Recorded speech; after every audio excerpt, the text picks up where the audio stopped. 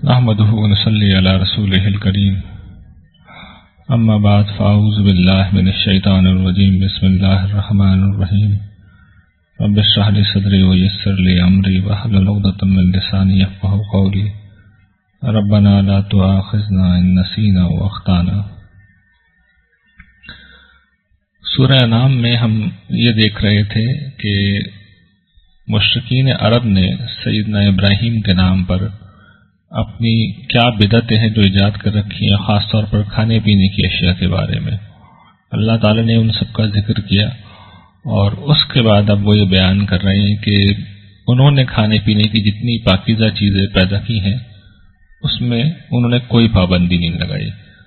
تو وہ ارشاد فرماتے ہیں کہ انہوں نے تو باغات اگائے ہیں، کچھ ایسے ہیں جو بانسوں کے سہارے پہ اوپر اٹھائے جاتے ہیں، کچھ ویسے ہی کھڑے ہوتے ہیں، اس میں کھجور اگتی ہے، مختلف کھیتیاں ہیں اور اس کے اندر تم زیتون کھاتے ہو، انار کھاتے ہو، ملتے جلتے بھی اور جدا جدا بھی۔ تو وہ اب اپنا ضابطہ بتا رہے ہیں کہ میں نے جو کچھ پیدا کیا ہے اس میں کھاؤ جو تمہیں کھانا ہے، لیکن شرط یہ ہے کہ تم اس کا حق دو حقدار کو جب اسے کاٹو، یعنی جو اس پہ ذمہ داری ہے عشر کی وہ ادا کرو، 10واں حصہ جو ہوتا ہے۔ اور دوسرا یہ کہ اسراف مت کرو، اللہ تعالیٰ اسراف کرنے والوں کو پسند نہیں کرتا۔ انہوں نے اپنا ضابطہ اس طرح بیان کیا ہے۔ یہی معاملہ وہ کہتے ہیں مویشیوں میں بھی ہے، کھاؤ اور اس میں کوئی کسی قسم کی پابندی ہے، بس شیطان کی پیروی کرتے ہوئے اپنے لیے خود ساختہ شریعت مت ایجاد کرو۔ اور پھر اب یہ وضاحت کی ہے کہ انہوں نے یہ چیز پہلے بھی آ چکی ہے، پھر وہ دہرا رہے ہیں کہ جو اے نبی ان سے کہو کہ جو مجھ پہ وحی کیا گیا ہے اس میں کوئی چیز حرام نہیں ہے کسی کھانے والے کے لیے۔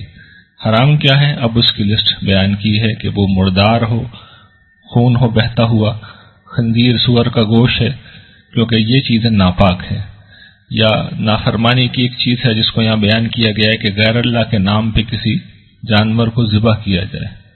تو یہ سب چیزیں جو حرام ہیں، کوئی مجبور ہو جائے تو اس میں اللہ تعالیٰ نے بات بیان کر دی ہے کہ اگر وہ خواہش مند نہیں ہے اور وہ شخص زیادتی کرنے والا بھی نہیں ہے تو ایسے شخص کے لیے اللہ تعالیٰ بہت غفور الرحیم ہے۔ یہودیوں کے یہاں کچھ مزید چیزیں بھی حرام تھیں، تو اس کی بھی اللہ تعالیٰ نے وجہ بیان کی ہے کہ ہم نے نہیں کی تھی، بلکہ یہودیوں کی سرکشی کے سبب کچھ اضافی چیزیں تھیں جو ان کے اوپر حرام کر دی گئی تھی۔ ان میں سے کچھ وہ جانور تھے جن کے ناخن چرے ہوئے ہوتے ہیں، اور جو گائے بکریاں ہیں ان کی چربی ان پہ حرام کی گئی تھی، سوائے ان کی جو ان کی کمر پہ، ان کی انتڑیوں پہ یا ان کی ہڈیوں پہ لگی رہ جائے۔ یہ چیزیں تھیں جو ان کے لیے ہم نے اضافی طور پہ حرام کر دی تھی۔ اس کا سبب جیسا کہ میں نے بیان کی کہ ان کی سرکشی وَإِنَّا لَصَادِقُونَ، اور ہم سچ کہہ رہے ہیں، یہی اس معاملے میں حقیقت ہے۔ اور تمہیں اگر اصرار ہے تو تم لے آؤ اپنے سارے جو گواہ ہیں تمہارے پاس، جو یہ گواہی دیں کہ ان کو اللہ نے حرام قرار دیا، اللہ نے تو حرام قرار نہیں دیا ہے۔ اس کے بعد اللہ تعالیٰ فرماتے ہیں کہ تمہیں حرام جاننے کا بہت شوق ہے، تو اب ہم تمہیں بتاتے ہیں کہ کیا چیزیں ہیں جو ہم نے حرام کی ہیں۔ اور یہ میں سمجھتا ہوں کہ وہ چیز ہے جو ہم میں سے ہر شخص کو بھی اپنے دل و دماغ پہ نقش کر لینی چاہیے۔ یہ قرآن کریم کے ان مقامات میں سے ہیں جو ہر مسلمان کو ہمیشہ اپنے پیش نظر رکھنا چاہیے۔ ارشاد ہے کہ نبی ان سے کہہ دو، آؤ میں تمہیں بتاتا ہوں تمہارے رب نے تم پہ کیا حرام کیا ہے۔ پہلی بات، اس کے ساتھ کسی کو شریک مت کرو، والدین کے ساتھ احسان کرو، اور اپنی اولاد کو مفلسی کے اندیشے سے مت قتل کرو۔ ہم تمہیں بھی رزق دیتے ہیں، انہیں بھی دیں گے، اور دیکھو فواحش چھپے ہوں یا ظاہر ہوں ان کے قریب مت جاؤ۔ کسی ایسی جان کو ہلاک مت کرو جسے اللہ نے حرام کیا ہو، مگر یہ کہ حق سے، جو ضابطہ ہے ہم پڑھ چکے ہیں پیچھے قصاص و دیت کے تحت۔ یہ وہ چیزیں ہیں جن کی اللہ تمہیں نصیحت کرتا ہے تاکہ تم غور و فکر سے کام لو۔ اور مال یتیم کے قریب مت جاؤ مگر ایسا طریقے سے جو اس کے حق میں بہتر ہو، یہاں تک کہ وہ پختگی کی عمر تک پہنچ جائے۔ اور دیکھو جب ناپ تول کا معاملہ ہو تو عدل کے ساتھ ناپ تول کرو۔ ہاں یہ ہے کہ اس معاملے میں ہم کسی شخص پہ اس کی استطاعت سے زیادہ بوجھ نہیں ڈالتے، یعنی آدمی اگر کوشش کے باوجود کچھ کم بڑھتی ہو جائے تو اس کی ذمہ داری نہیں ہے، ورنہ اس معاملے میں بہت احتیاط کرنی چاہیے۔ اور جب تم گفتگو کرو، بات کرو کسی معاملے میں، تو ہمیشہ عدل کی بات کرو، چاہے کسی قرابت دار کا معاملہ بھی کیوں نہ ہو، اور جب اللہ کے نام پہ عہد باندھو تو اسے پورا کرو۔ یہ وہ نصیحت ہے جو تمہیں کی جا رہی ہے تاکہ تم سمجھ سے کام لو، اور یہ میرا سیدھا طریقہ ہے، اسی کی پیروی کرو، اور جو پگڈنڈیاں ہیں اس سے ہٹ کے ان کے پیچھے مت جاؤ، ان کی پیروی مت کرو، وہ تمہیں صراط مستقیم سے سیدھے راستے سے بھٹکا دیں گی۔ یہ وہ نصیحت ہے جو اللہ تمہیں کر رہا ہے تاکہ تم اس کے غضب سے بچو۔ یہی وہ چیز ہے جسے لے کے پھر اللہ تعالیٰ بیان کرتے ہیں کہ موسیٰ علیہ السلام کو جو شریعت دی گئی اس کی اساس بھی اسی کے اوپر تھی، پھر اس کے بعد اب جو یہ کتاب نازل ہوئی ہے، یہ بابرکت کتاب، اس کی اساس بھی انہی اصولوں پہ ہے، تم اس کی پیروی کرو، اللہ سے ڈرو تاکہ تم پر رحم کیا جائے۔ مگر ان کا رویہ کیا تھا؟ علم و عقل کی اور اخلاق کی کسی بات کو مان کے نہیں دے رہے ہیں اور مستقل مطالبے کیے جا رہے ہیں۔ تو ٹھیک ہے، اگر تم مطالبے کر رہے ہو تو تم سمجھ لو کہ جس روز تم فرشتوں کا مطالبہ کرتے ہو، اگر وہ سامنے آ گئے یا تمہارا رب براہ راست غیب کا پردہ اٹھا کے آ گیا، یا وہ نشانیاں جو تم مانگ رہے وہ اگر آ گئی، تو پھر اس روز یاد رکھنا کسی شخص کو اس کا ایمان لانا کچھ کرامت نہیں ہوگا، اور اسی طریقے سے اس نے ایمان سے اگر اپنے کوئی عمل نہیں کمایا تو وہ عمل بھی اس کے لیے کرامت نہیں ہوگا۔ یہ ہے اصل میں وہ علت جو پیچھے بھی بیان ہوئی ہے کہ اگر نشانیاں آ گئیں، مطالبات پورے ہو گئے، تو اس کے بعد پھر نہ ماننے کی گنجائش نہیں رہتی، اور پھر فوراً معاملہ ختم کر دیا جائے گا۔ تو یہ بار بار جو حکمت ہے وہ واضح کی جا رہی ہے، اور پھر نجات کا اپنا ضابطہ بیان کر دیا کہ جو شخص کوئی نیکی لے کے آئے گا، کوئی بھلائی لے کے آئے گا، تو اللہ تعالیٰ کا کرم ایسا ہے کہ اسے 10 گنا بڑھا چڑھا کے دیں گے، اور جو شخص کوئی برائی لے کے آئے گا تو اس کو بس اتنا ہی بدلہ ملے گا جتنا اس نے کیا ہوگا، اور اس کے ساتھ کوئی ظلم نہیں ہوگا۔ یہ اللہ کا بڑا کرم ہے کہ جو نیکی بھی ہم کریں گے تو کم سے کم 10 گنا اللہ تعالیٰ بڑھا دیتے ہیں اسے۔ آپ اللہ کی راہ میں خرچ کریں تو 1 کے 10 تو وہ لازماً کرتے ہیں، اور یہ کم سے کم ہے۔ ہم پڑھ چکے ہیں کہ وہ بڑھانے پہ آتے ہیں تو 700 گنا تک بڑھا دیتے ہیں، اور جو ان کے دین کی مدد کے لیے انفاق کیا جاتا ہے تو اس کی تو وہ کہتے ہیں کہ میرے اوپر قرض ہے، تم نے اپنی حیثیت کے مطابق دیا ہے، میں اپنی شان کے مطابق اس کا بدلہ دوں گا، تو وہ تو کسی گنتی میں کسی شمار میں آ ہی نہیں سکتا۔ لیکن برائی کے متعلق ان کا ضابطہ یہ کہ جس نے جتنی برائی کی ہے بس اتنا ہی۔ لیکن سوچنے کی بات یہ کہ کیا ہم اتنا بھی برداشت کر سکتے ہیں؟ یہ ایک بنیادی سوال ہے جس پہ ہم سب کو پریشان ہونا چاہیے۔ آخر میں خاتمہ صورت ہے، اور اس میں یہ بیان کیا جا رہا ہے کہ توحید خالص کیا ہے، اس سے وابستگی رسول اللہ صلی اللہ علیہ وسلم کو حکم دیا جا رہا ہے کہ اے نبی ان سے کہہ دو میرے رب نے مجھے سیدھی راہ کی ہدایت دی ہے، یہ دین قیم ہے، سیدھا دین ہے، ابراہیم کا طریقہ ہے جو یکسو تھا توحید کے لیے، مشرکوں میں سے ہرگز نہ تھا۔ ان سے کہہ دو میری نماز یعنی میری زندگی، میری قربانی یعنی میری موت میرے رب کے لیے ہے جو سارے جہان کا مالک ہے، اس کا کوئی شریک نہیں ہے، اسی کا مجھے حکم دیا گیا اور میں سب سے پہلے اسلام لانے والا میں سے ہوں۔ اور آخری بات وہ یہ کہ جتنا بھی تم نظام دیکھتے ہو کہ تمہیں ہم نے زمین میں اقتدار دیا، کچھ کو اوپر مقام دیا، کچھ کو ذرا کم تر رکھا ہے، یہ صرف آزمائش کے لیے ہے۔ تمہیں جو کچھ دیا گیا ہے اس میں اللہ تعالیٰ تمہیں آزما رہے ہیں، اور اس آزمائش کا نتیجہ یہ ہے کہ جو اچھے عمل کریں گے تو ان کے لیے اللہ تعالیٰ بہت رحمت اور مغفرت کا معاملہ کریں گے، اور جو برے اعمال کریں گے تو وہ جان لیں کہ اللہ تعالیٰ پھر سزا دینے میں بہت سخت بھی ہیں، بہت تیز بھی۔ تو اس کے ساتھ یہ سورہ نام اب ختم ہو گئی۔ سورہ اعراف اب شروع ہو رہی ہے۔ عرض میں نے کل بھی کیا تھا کہ یہ دونوں ایک جوڑا ہے، یعنی دونوں مل کے ایک بات کر رہے ہیں۔ سورہ انعام میں سافٹلی نسبتاً سمجھایا گیا ہے، اور ان کے یہ بتایا گیا ہے کہ تم شریعت ابراہیم میں، دین ابراہیمی میں کیا انحرافات اور بدعت تم نے پیدا کر دی۔ سورہ اعراف میں بہت سختی کے ساتھ اللہ تعالیٰ تنبیہ کریں گے اور یہ بتائیں گے کہ تم نے اگر ہمارے رسول کو نہ ماننے کا فیصلہ کر لیا ہے تو جان لو کہ اب ہم تمہیں سزا دیں گے، اور ہماری سزا کا یہ قانون ہمیشہ سے ایسے رہا ہے۔ اور پچھلی ساری اقوام کی داستان سنا کے اللہ تعالیٰ بتائیں گے کہ تم اس سزا سے بچ نہیں سکتے۔ اس کی تمہید ہے شروع کی 9 آیتوں میں، جس میں بتایا گیا ہے کہ ہدایت آ گئی ہے، اور اگر اس کا انکار کرو گے تو پھر نتیجہ نکل کے رہے گا۔ حکم یہ ہے کہ جو تمہارے رب کی طرف سے تم پہ نازل ہو رہا ہے اس کی پیروی کرو، اور اس کے سوا دوسرے سرپرستوں کو پیروی نہ کرو مگر تم لوگ کم ہی عقل سے کام لیتے ہو۔ اور پھر اللہ تعالیٰ بتا رہے ہیں تمہیں بڑی جلدی ہے عذاب کی نشانیوں کی، تو یاد رکھو کہ تم سے پہلے ہم کتنی قوموں کو ہلاک کر چکے ہیں، ان کے پر ہمارا عذاب آیا جب وہ رات میں آرام کر رہے تھے یا دن میں آرام کر رہے تھے۔ اس وقت جب ہمارا عذاب آیا تو ان کی پکار اس کے سوا کچھ نہیں تھی کہ پروردگار ہم ظلم کرنے والے، ساری غلطی ہماری تھی۔ یہ دنیا میں ہو کے رہے گا، اور آخرت میں بھی اصول یہ ہے کہ جس کے اعمال بھاری ہوں گے وزن میں وہ فلاح پائے گا، جس کے ہلکے ہوں گے وہ نقصان میں رہے گا، اور سبب اس کا یہی تھا کہ وہ ہماری آیتوں کو پہ ظلم کرتا رہا، انہیں جھٹلاتا رہا۔ اس تمہید کے بعد اب پہلی فصل میں اللہ تعالیٰ یہ بتا رہے ہیں کہ زمین پہ، اس سرزمین عرب پہ ہم نے قریش کو اقتدار دیا اور ان پہ بڑی نعمتیں کی، لیکن یہ نعمتیں پا کے سرکش ہو گئے ہیں اور ابلیس کے راستے پہ چل نکلے ہیں جو جہنم کا راستہ ہے۔ تو اس متعلق اس حوالے سے انہیں کچھ متنبہ کیا گیا ہے، اور اس میں پہلے انہیں ابلیس آدم کا ایک قصہ سنا کے بتایا گیا ہے کہ کس طریقے سے آدم کو ابلیس نے پھسلایا اور اب یہی وہ تمہارے ساتھ کر رہا ہے۔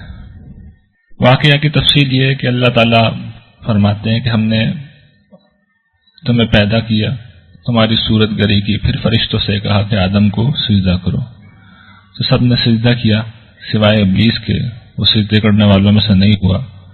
اللہ تعالیٰ نے اس سے پوچھا کہ ابلیس یہ بتا کہ کس چیز نے تجھے سجدہ کرنے سے روکا؟ اس نے سارا الزام اللہ تعالیٰ پر ڈال دیا۔ اس نے کہا اللہ تعالیٰ بات یہ کہ آپ نے مجھے حکم دیا کیوں؟ یہ آپ کو معلوم ہے کہ میں بہتر ہوں، آپ نے مجھے خود ہی تو آگ سے پیدا کیا ہے اور اس کو ایک کم تر گھٹیا چیز مٹی سے پیدا کیا ہے، تو یہ حکم ہی غلط تھا۔ یہ اب آگے واضح ہو جائے گا، یہ جو میں اضافی جملے کہہ رہا ہوں یہ آگے اس کا واضح ہو جائے گا کہ اس نے اصل میں بلیم اللہ تعالیٰ پہ ڈالا ہے۔ یہ جملہ کیا ہے کہ تو نے مجھے بڑھتر چیز سے پیدا کیا ہے اور اس کو گھٹیا چیز سے پیدا کیا ہے۔ یہ اللہ تعالیٰ کی بارگاہ ہے۔ ظاہر ہے کہ اس طرح کا جملہ کہنے کے بعد اللہ تعالیٰ وضاحت اور ایکسپلینیشن نہیں دیتے، حکم دیتے ہیں۔ تو حکم دیا کہ اب تم یہاں سے اتر جاؤ، تمہیں کوئی حق نہیں ہے کہ یہاں رہو اور تکبر کرو، تم ذلیل ہو کے یہاں سے نکلو۔ اس نے، اور میں اسے ہمیشہ اس طرح بیان کرتا ہوں کہ ابلیس اس کائنات میں غالباً سب سے زیادہ بد نصیب شخص تھا۔ وہ سب سے بڑا عارف تھا اللہ تعالیٰ کا، اور سب سے زیادہ بد نصیب تھا۔ وہ عارف اس اعتبار سے تھا کہ اسے یہ معلوم تھا کہ اللہ تعالیٰ مغلوب الغضب نہیں ہوتے۔ انہیں جب غصہ آتا بھی ہے تو ایسا نہیں ہوتا جیسے ہمیں غصہ آتا ہے تو آپے سے باہر ہو جاتے ہیں۔ تو اس وقت بھی دیکھیں اس نے مانگا اللہ سے، یہ اس کی معرفت تھی۔ لیکن بد نصیب اس لیے کہہ رہا ہوں کہ بالکل غلط چیز مانگی کیا؟ اس نے مہلت مانگ لی۔ جو مانگا تھا اسے دے دیا گیا کہ ٹھیک ہے تمہیں مہلت دی جا رہی ہے۔ اور کس چیز کی مہلت تھی؟ اب وہ بتا رہا ہے کہ پروردگار جس طرح تو نے مجھے گمراہ کیا ہے، یا اس نے اللہ تعالیٰ پر ڈالا ہے کہ تو نے مجھے بہکایا ہے، اب میں اسی طرح ان کی راہ میں بیٹھوں گا اور تیری راہ میں بیٹھوں گا ان کے سیدھے راستے پہ، اور پھر میں ان کے آگے سے، ان کے پیچھے سے، ان کے دائیں سے، ان کے بائیں سے آؤں گا، اور تو دیکھے گا، تو یہ دیکھے گا کہ ان میں سے بیشتر شکر گزار نہیں ہے۔ تو یہ اب دیکھ لیجئے کہ شیطان نے یہ چیلنج دیا تھا وہ کتنا کامیاب ہے۔ پروردگار نے فرمایا کہ گیٹ لاسٹ، نکلو یہاں سے، تم دھتکارے ہوئے، تم خوار و خراب اور راندہ ہو کر نکلو، تم میری بارگاہ میں اب تمہارے لیے کوئی جگہ نہیں ہے، اور یہ سمجھ لو کہ جو لوگ تمہاری پیروی کریں گے تو تم سب کو میں اب جہنم میں بھروں گا۔ سیدنا آدم اور ان کی اہلیہ ہماری ماں سے حکم دیا گیا کہ تم اس جنت میں رہو اور دیکھو جو چاہے کھاؤ پیو، لیکن اس درخت کے قریب مت جانا۔ تو یہ درخت کیا تھا؟ بہت سے لوگ کہتے ہیں گندم کا تھا، خیر و شر کے علم کا تھا، لیکن سورہ طٰہٰ میں یہ واضح ہو گیا ہے کہ یہ مجازی اسلوب میں اللہ تعالیٰ نے یہ بتایا تھا اصل میں کہ میاں بیوی تھے یہ دونوں، اور ان کو میاں بیوی کے تعلق سے روکا گیا تھا۔ اب ان کے پاس شیطان آیا اور ان کو آ کے کہنے لگا کہ ان سے وسوسہ انگیزی کرنے لگا، اور وسوسہ انگیزی کر کے وہ چاہ کیا رہا تھا کہ جو ان کی شرمگاہیں چھپی ہوئی ہیں ان کو ان کے سامنے کھول دے، اور ان سے کہنے لگا کہ دیکھو تمہارے رب نے جو تمہیں منع کیا ہے نا اس درخت سے، تو اس لیے کیا ہے کہ تم فرشتے نہ ہو جاؤ، یا ایسا نہ ہو کہ تم ابدی زندگی تمہیں حاصل نہ ہو جائے۔ اور اس نے قسم کھائی کہ میں تمہارا خیر خواہ ہوں، اور اسی طریقے سے انہوں نے دھوکے سے اس نے ان دونوں کو شیشے میں اتار لیا۔ انہوں نے اس درخت کا ذائقہ چکھا تو ان کی شرمگاہیں کھل گئی، اور پھر اس کے بعد وہ اپنے جسم کو پتوں سے ڈھانپنے لگے۔ اس وقت ان کے پروردگار نے کہا کہ میں نے تمہیں منع نہیں کیا تھا اس درخت سے؟ تو انہوں نے جواب میں اور یہ کہا کہ شیطان تمہارا سری دشمن ہے. تو انہوں نے وہ نہیں کیا جو شیطان نے کیا تھا. وہ تعویل کر سکتے تھے، جواب دے سکتے تھے کہ شیطان نے ہم سے جھوٹ کہا، بہکایا. یہ نہیں کیا. انہوں نے وہ کیا جو اللہ تعالیٰ کے حضور کرنا چاہیے. فوراً معافی مانگی، پروردگار ہم سے ظلم ہو گیا ہے اپنے اوپر، اور تم نے ہمیں اگر معاف نہیں کیا اور ہم نہیں کیا تو ہم نقصان پانے والوں میں سے ہو جائیں گے. پروردگار کی ہستی بڑی کریم ہے، معاف کر دیا. یعنی فرق دیکھ لیجئے، انسانوں کے لیے راستہ کیا ہے. یا تو وہ ابلیس بن سکتے ہیں یا وہ آدم بن سکتے ہیں. غلطی تو ہونی ہے انسان سے، انسان خطا کا پتلا ہے، لیکن تنبہ ہونے کے بعد جو شخص تکبر کرے، ضد میں آ جائے، اڑ جائے، وہ ابلیس کی اولاد ہے. اور جو لوگ مان لیں، رجوع کر لیں، وہ آدم کی اولاد ہے. تو اللہ تعالیٰ نے یہ کیا کہ پہلے تو انہیں خلافت دی تھی، اب اتنے خوش ہوئے کہ انہیں نبوت دے دی اور نبی بنا کے بھیجا دنیا میں، اور یہ کہا کہ تم سب اپنے یہاں سے اترو، یہ آپس میں دشمن ہو، شیطان تمہارا دشمن، تم اس کا دشمن. ایک وقت تک تمہیں رہنا بسنا ہے وہاں، وہیں جیو گے، وہیں مرو گے، وہیں سے اٹھائے جاؤ گے. اور پھر یہ وہ شریعت ہے، وہ قانون ہے جو حضرت آدم کو دیا گیا تھا، ان کی اولاد کو، کہ ہم نے تم پہ لباس اتارا ہے جو تمہارے لیے ستر پوش بھی ہے، زینت کا باعث بھی ہے، لیکن یاد رکھو تقوی کا لباس سب سے بہتر ہے. اور ایک ایک جملہ حضرت آدم کی تعلیمات کا آئے گا اور پھر قریش کو متنبع کیا جائے گا کہ وہ کیا کر رہے تھے. وہ یہ کر رہے تھے کہ بہت ہی بےہودہ انہوں نے قانون بنا رکھا تھا کہ قریش سے باہر کے لوگ جب آتے تو ان کے لیے قانون یہ تھا کہ وہاں حرم میں آنے کے بعد وہ کہتے یہ تھے کہ تمہارے کپڑے ناپاک ہیں، ان کپڑوں میں تم طواف نہیں کر سکتے. تو یا تو قریش میں کوئی جاننے والا ہے اس سے لے لو، اور نہ پھر برہنہ ہو کے طواف کرو. تو یہ وہاں پہ ایک بہت ہی مکروہ حرکت تھی جو جاری تھی اور اللہ کے نام پہ جاری تھی. تو اللہ تعالیٰ نے کہا ہے کہ جب یہ کوئی فحش کام کرتے ہیں، فحش کام کرتے ہیں، تو کہتے ہیں کہ ہم نے اپنے آباء و اجداد کو اسی طریقے پر پایا اور اللہ نے حکم دیا ہے. اللہ تعالیٰ کہتے ہیں کہ ان سے کہو اللہ تعالیٰ کسی فحش کام کا حکم نہیں دیتے، تم اللہ کی طرف وہ بات کہہ رہو جس کا تمہیں کوئی علم نہیں ہے. وہ تو انصاف کا حکم دیتا ہے اور یہ کہتا ہے کہ ہر مسجد میں اپنا رخ رب کی طرف کرو، اسے گڑ گڑا کے اپنے دین کو اس کے لیے خالص کر کے پکارو. جس طرح اس نے تمہیں پہلی دفعہ پیدا کیا ہے، تم اس کے حضور لوٹائے جاؤ گے، وہاں تمہیں جواب دہی کرنی ہوگی. تو خدا کے متعلق سوچ سمجھ کے گفتگو کرو. پھر یہ وہ آدم علیہ السلام کی اس کا جملہ ہے کہ ہر نماز کے موقع پہ اپنی لباس کو اختیار کر لیا کرو، اپنی زینت کو اختیار کر لیا کرو، کھاؤ پیو، کوئی ممانعت نہیں، بس اسراف مت کرو. اللہ اسراف کرنے والوں کو پسند نہیں کرتا. اور پھر اللہ تعالیٰ کہتے ہیں، اب یہ جو ان کی بدعت تھی، یہ جو ان کی شریعت تھی خود ساختہ، اس پہ تبصرہ کر رہے ہیں. اللہ تعالیٰ نے بھی ان سے پوچھو کہ یہ جو زینتیں اللہ نے نکالی ہیں اپنے بندوں کے لیے اور پاکیزہ چیزیں رزق کی، اس کو کس نے حرام کیا ہے؟ اللہ نے تو نہیں کیا. کس نے حرام کیا؟ تم نے کیا ہے. اللہ تعالیٰ پھر واضح کرتے ہیں کہ یہ اہل ایمان کے لیے نکالی ہیں. کفار کو تو ہم اس لیے استفادہ کرنا دیتے ہیں کہ آزمائش ہے. تو دنیا میں ہم نے اہل ایمان کے لیے نکالی ہیں اور قیامت میں خالصتاً انہی کے لیے ہوں گی. اور اسی طریقے سے ہم اپنی آیتیں کھول کے بیان کرتے ہیں علم والوں کے لیے. اور پھر انہیں نبی ان سے کہہ دو حرام کیا ہے؟ فواحش، چھپے ہوں یا ظاہر، حق تلفی، بغیر حق زیادتی، اللہ کے ساتھ کسی کو شریک کرنا اور اللہ کی طرف گھڑ گھڑ کے باتیں منسوب کرنا، جو باتیں اللہ نے نہیں کہی اس کو شریعت سازی کر کے اللہ کے نام پہ پیش کرنا، بدعت کرنا، یہ سب ممنوعات ہیں. پھر یہ جو مزید پہلی جو فصل ہے اس میں اب یہ بتایا جا رہا ہے کہ سزا جزا کا جو ضابطہ ہے اللہ تعالیٰ کے یہاں وہ کیا ہے، یعنی اخروی سزا کس طریقے سے ہوگی. اور یہ وہ جملہ ہے جو پھر ونس اگین حضرت آدم کی اولاد سے کہا گیا تھا کہ دیکھو اے بنی آدم، جب میرے رسول تمہارے پاس آئیں گے میری آیت تلاوت کرتے ہوئے، تو جس نے تقوی اور اصلاح کا راستہ اختیار کیا اس کے لیے نہ کوئی خوف ہے نہ وہ غمگین ہوگا. جس نے ان آیتوں کو جھٹلایا، تکبر کیا، وہی جہنم میں رہیں گے اور اس میں وہ ہمیشہ رہیں گے. اس کے بعد پھر ان کو توجہ دلائی گئی ہے کہ تمہارا اپنا رویہ کیا ہے اور اس کا انجام کیا ہوگا.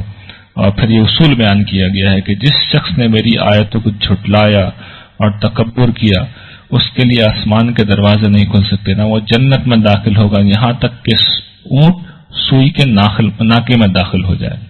جس طرح اونٹ سوئی کے ناکے میں داخل نہیں ہو سکتا، اسی طریقے سے یہ بھی نہیں ہو سکتا.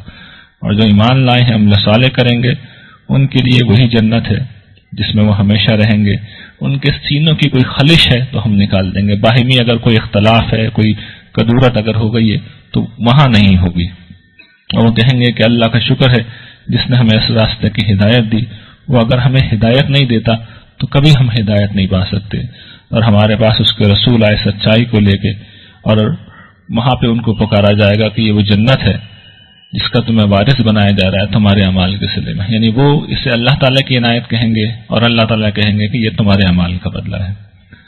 اور پھر یہ آخری بات اس آج کے حوالے سے وہی ضابطہ جو اللہ تعالیٰ اپنے توحید کے حوالے سے بار بار بیان کرتے ہیں کہ اصل میں سب کچھ وہی ہے، وہی آسمان و زمین کا پیدا کرنے والا ہے 6 دنوں میں، پھر آسمان کی طرف، پھر عرش کی طرف متوجہ ہوا، وہی ہے جو رات کو دن پہ ڈھانکتا ہے، دن اس کے پیچھے لگا لگا آتا ہے، سورج چاند تارے سب اسی کے حکم سے مسخر ہیں، سن لو تخلیق بھی اس نے کی ہے اور امر بھی اس کا ہے، یعنی ایسا نہیں ہے کہ وہ بنانے کے بعد کہیں چھٹی لے کے چلا گیا ہے، وہ وہیں موجود ہے، کائنات چلا رہا ہے، تو بڑی بات برکت ہے وہ ہستی جو سارے کائنات کو پال رہی ہے، تو اس کا تقاضا کیا ہے؟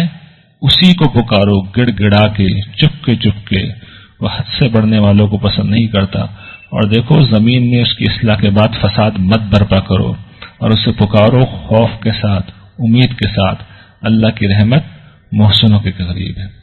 وآخر دعوانا الحمدللہ رب العالمین۔